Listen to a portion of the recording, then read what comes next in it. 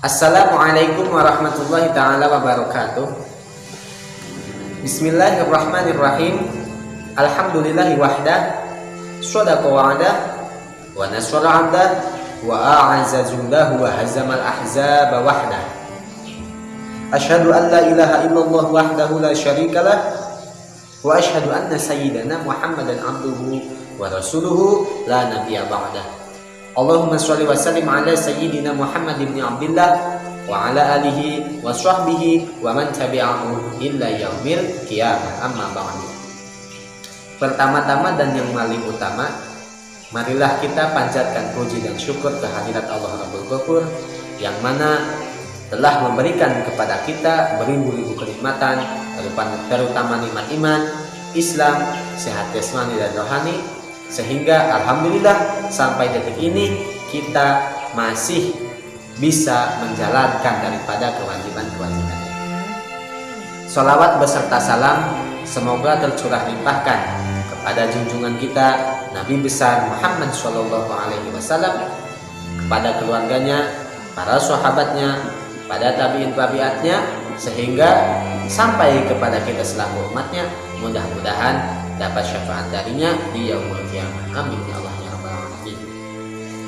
Kaum muslimin rahimahumullah, alhamdulillah pada hari ini kita telah sampai pada penghujung bulan Ramadan pada tahun ini. Maka dari itu marilah kita memperbaiki amal soleh kita, marilah kita tingkatkan kembali amal soleh kita, perbanyak berdoa kepada Allah, yang mana kata Gusti Allah dalam Alkitabnya,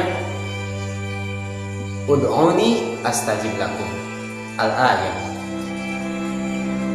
Kata Gusti Allah dalam firman-Nya, berdoalah kepadaku, niscaya aku akan mengabulkannya. Maka dari itu marilah kita perbanyak berdoa dalam bulan suci ini, karena bulan suci ini adalah bulannya ijabah doa. Tapi perlu digarisbawahi bahwa Allah mengabulkan doa hambanya itu sesuai dengan kebutuhannya, bukan sesuai dengan keinginannya. Seperti dalam Al-Kisah pada zaman Nabi Muhammad, seorang pemuda yang setiap saatnya berdoa kepada Allah, ya Allah, jodohkanlah aku bersama si dia, bersama si fulanah tersebut. Setiap waktu, setiap saat, setiap detik, pemuda itu berdoa seperti itu, ya Allah, jodohkan aku bersama dia. Akhirnya singkat cerita Gusti Allah mengabulkan doanya. Akhirnya Allah mempersatukan pemuda dan pemudi itu sampai beliau menikah. Akhirnya beliau menikah dan tidak selang beberapa lama pemudi itu dicabut nyawanya oleh Gusti Allah. Akhirnya pemuda itu tidak terima. Ya Allah, Kenapa ketika telah engkau kabulkan, engkau ambil kembali pemuda atau pemudi yang aku inginkan, pemudi yang aku dambakan selama ini? Akhirnya pemuda itu mengadu kepada Kanjeng Nabi Muhammad, ya Nabi, Allah telah mengabulkan doaku, Allah telah menyatukan aku bersama pasanganku yang telah aku dambakan selama ini.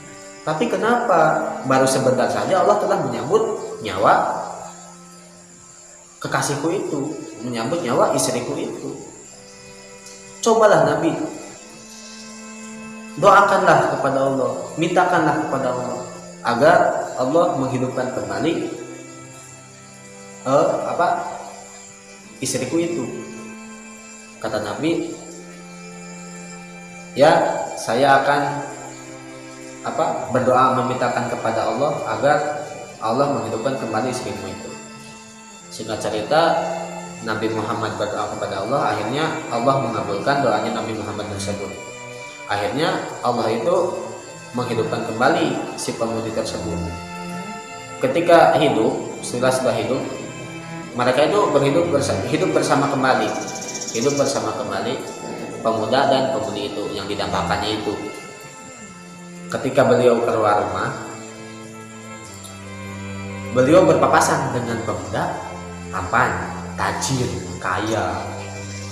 Nah akhirnya singkat cerita juga pemudi itu terpikat hatinya oleh ketampanan dan ketajihan pemuda yang lewat tadi. Akhirnya pemudi tersebut meninggalkan pemuda itu dan mendekati pemuda yang tajir dan tampan tadi itu.